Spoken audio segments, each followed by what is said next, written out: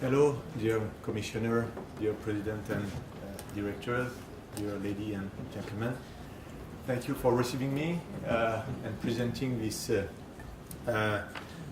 interesting aspects of the mobile. It's how to consider the mobile as an identity document and what we can do with this mobile. So first of all, in a snapshot, I'm going to not spend too much time on Gemalto, but just to mention that Gemalto is in Israel since several years with more than 100 customers now and 250 people working for Gemalto Ltd. And in particular, I'm very proud to work with the government of Israel for the ID, electronic ID document and the electronic passport of Israel. Let's come to the topic and about the ID documents in the mobile. So what does it mean? So I would like to be clear. This is the trend absolutely on the way to go, on the way to happen, at least for one document, the driving license. But of course, this is coming the demand from some not customer, but governments who would like to use this trend to put their ID documents, national ID document as well in the mobile. So I would say why for? And we made last year, Gemalto, a survey in USA and UK who were and still are the main pusher of this trend. USA and UK who are pushing their driving license in the mobile. So we would like to know in this trend, what are the feedback of the user? Is it a government wish or a user expectation? And yes, after a large panel of survey on citizens, the trend is there. The expectations are there. User would like, as every user we are, using their mobile, bring their mobile everywhere and forget the wallet. And this is exactly what is the driver for convenience for the citizen. Of course, some barriers, some perception will be there, but with education, and I think with the transformation of the society with the mobile, it should not be a big problem. So let's be clear. The objective of many governments is not to replace the physical documents, but to create a digital one, a real digital one. So when we talk about mobile driving license, mobile ID in such direction, we are talking not about a simple Pokemon Go application. No, we are talking about a digital official document in your mobile. So it means security. It means a digital counterfeiting. And of course, this new way of bringing your identity document bring new business opportunity, and that could be very interesting for the citizens as a user, but also for the private sector.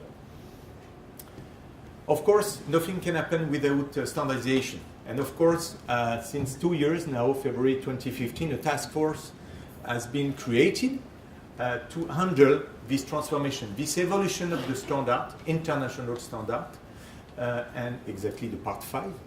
And the objective of this group shall be in the short term to establish the rules, the standards for the offline control, the reading of information, and some use case.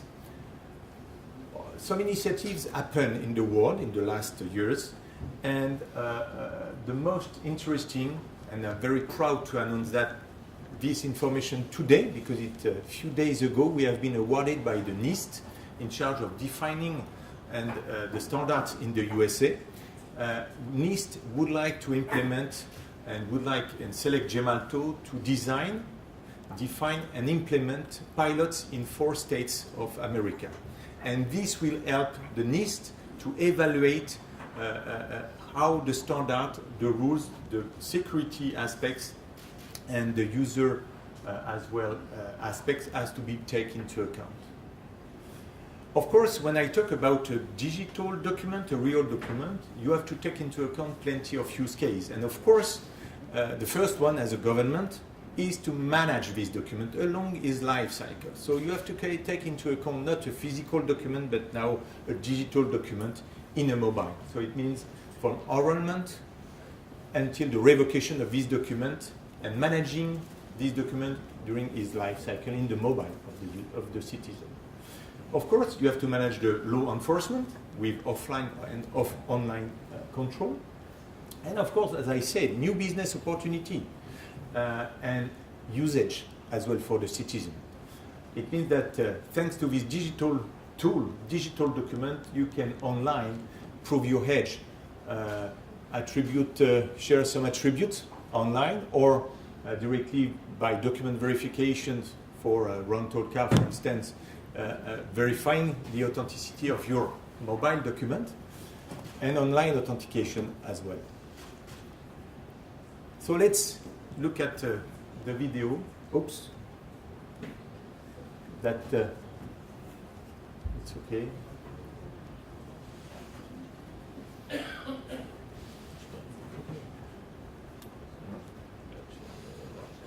Start. Okay. Thank you. So this is what should be in the coming years. Our digital driver's license allows citizens to carry a highly secure version of their driver's license on a mobile phone. The digital license would maintain the look, feel, and contain all the information of an AMBA license, but with high-tech security features available only through digital technology. Our app works on all types of mobile devices from any manufacturer. For the DMV, issuing a digital credential can be as easy as clicking a button. Your jurisdiction can continue to process applicants as they normally do, in person, at the branch office. If the applicant checks the box for a digital license, the DMV agent will issue a password and printed instructions for the applicant to take home. It's that easy. The applicant can then download the digital driver's license app through the Apple Store or Google Play. Using the instructions and password provided by the DMV, the user can download their license. The driver's license data will be encrypted and securely retrieved from the DMV backend.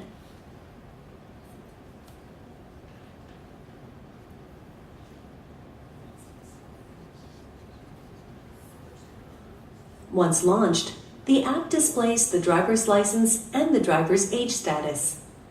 Key information, like an expired or suspended license, can be displayed here too. It's easy to enlarge the front and back of the driver's license. Unlike a traditional driver's license card, a digital driver's license never needs to leave the owner's hands. An officer will have access to advanced, real-time authentication through a special dynamic barcode that syncs with the DMV's backend. It's more secure than an ordinary barcode because it changes constantly, which means it can't be scanned fraudulently. An officer can read the barcode using his or her own phone or a scanner. This triggers a connection to the DMV database for instant authentication. The photo in the app is compared with the latest photo on record in the DMV database using facial recognition. Much like a credit card purchase, authenticating with the issuing authority online in real time provides the most secure verification possible. A mobile driver's license could be especially useful at TSA security checkpoints for immediate, secure verification of a traveler's identity.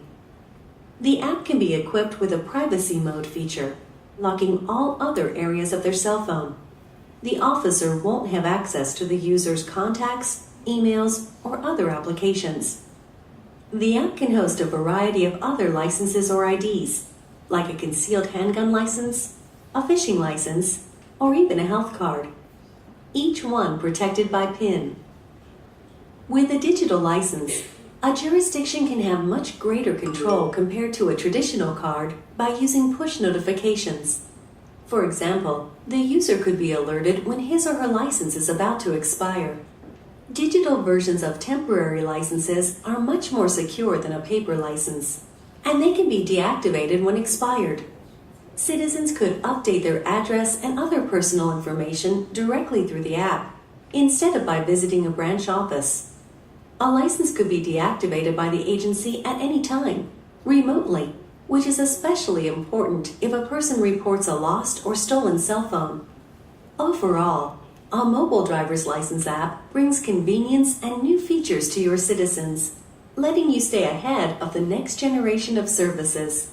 It improves security and verification of driver's licenses, makes it easier to verify out-of-state IDs, issue secure temporary IDs, view other state licenses, and manage licenses remotely throughout their entire life cycle. Okay, of course, some parts of this, we show some technology, it's not fixed yet, because this is why the government, the US government would like to set up several pilots in order to check different type of technology to control by the police remotely or the driving license. And you understand that in the USA there is no ID, national ID document, and the driving license is the ID document. Oops. So that's for the part of putting your ID document in your mobile. Now, a secondary part is the digital, your digital identity, not your physical, but your digital identity in your mobile.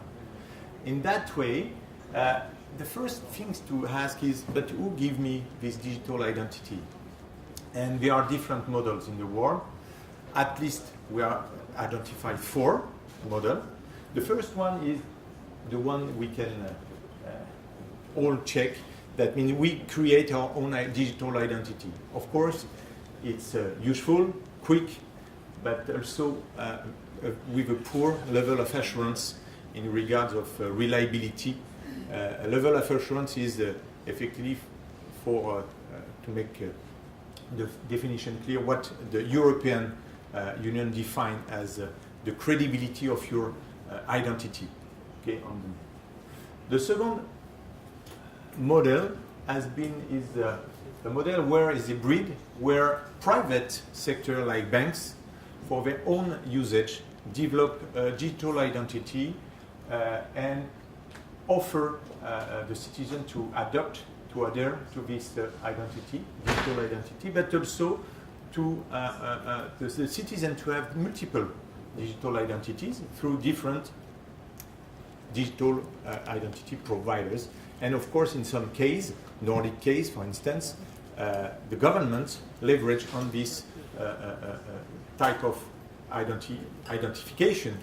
But at the moment, we can consider that it's a low, medium level of assurance. So it's driven by the private sector. Driven by the public sector, now it's a third model where government decide, like in Israel, to issue national electronic identity scheme based on a national identity document, creating a foundation of reliability and trust for the public sector, of course, but also offering, in some case, the ability for the private sector to profit of this digital identity. The fourth one is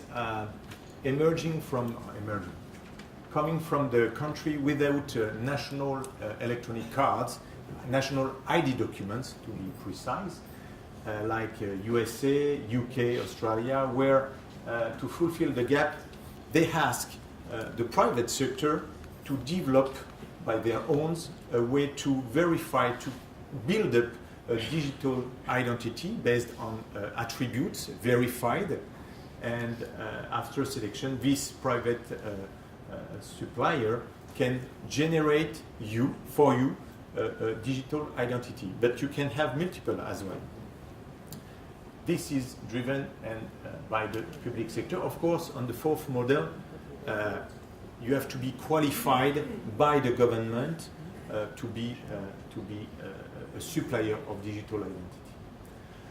I will not enter here in too much detail, technical detail. I will be very simple, but the idea is to say that mainly in the model 3, the primary root of your digital identity and your identity is coming from the government and coming from your electronic cards. And finally, the idea is not to make a copy as well, but to transfer the most important aspect of your credential within your mobile and creating a second set of credentials that will be able to handle online authentication or electronic signature. Of course, all of this, I don't know detail, but must be under the consent of the user. Different methods available to achieve that. We mentioned two-factor authentication as a first level of installed and set up by the banks mainly, which reach a level 2, a medium level of assurance over the NIST count 4 level. The first approach would be to transfer the credential from the electronic ID card into the mobile, which within a special application, a mobile application, where the credentials are stored within a secure storage environment and providing the PKI functions like the card is doing. It's a medium free in terms of security. My mobile ID with a mobile PKI, it means that it's the same protocol, the same process, but the credentials are stored in the SIM card. It's a crypto SIM card because the SIM card will store the credential, but also generate and manage the private and public key. And the fourth one, which is the highest level, is to use your electronic ID card with your mobile. Of course, in that case, the mobile must communicate with the mobile. In NFC here, in some countries, the card is NFC itself. In the case of Israel, we could use a smart card reader who could communicate with the smartphone. In any case, here it's the highest level because the credentials are still stored in the ID card.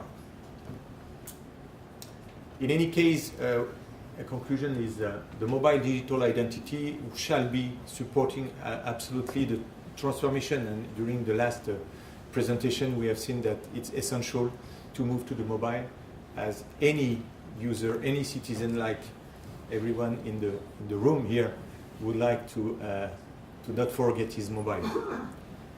And of course, we have to absolutely not forget some principle for the citizen and the user, so simplicity, convenience, and trust. That's essential to achieve the goal.